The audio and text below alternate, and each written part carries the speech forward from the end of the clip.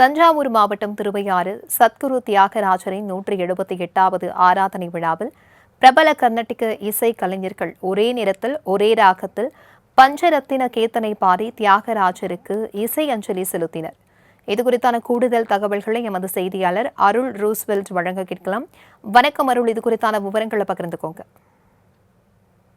வணக்கம் பிரபாவதி. அதுதான் சங்கீத மும்மூர்த்தியில் ஒருவன சத்குரு தியாகராஜரின் 178வது ஆண்டு ஆராதனை விழா முக்கிய நிகழ்வான பஞ்சரத்தின கீர்த்தனை பிரபஞ்சன் பாலகிருஷ்ணன் புல்லாங்குழல் இசையுடன் தொடங்கியது. திருவையாறு காவேரி கரையில் சத்குரு தியாகராஜருக்கு புல்லாங்குழல், வயலின், வீணை, கடம், மிருதங்கம், மெத்தில் உள்ளிட்ட இசை கருவிகளுடன் அனைத்து இசை கலைஞர்களும் சேர்ந்து இசை அஞ்சலி செலுத்தப்பட்டு வந்தது.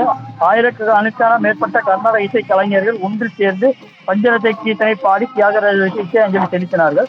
சங்கீத மும்மூர்த்திகளில் ஒருவராக போற்றப்படும் ஸ்ரீ சத்குரு தியாகராஜரின் வாழ்ந்த இடத்தில்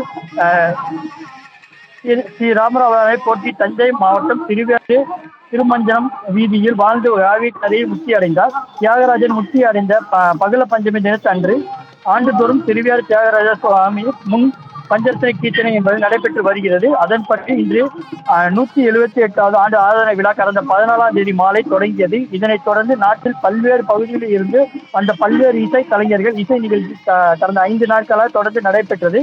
விழாவில் முக்கிய நிகழ்வான பஞ்சரத்தின கீர்த்தனை இன்று நடைபெற்றது. முன்னதாக தியாகராஜருக்கு அபிஷேகம் மற்றும் தீபாராதனை காட்டப்பட்டது.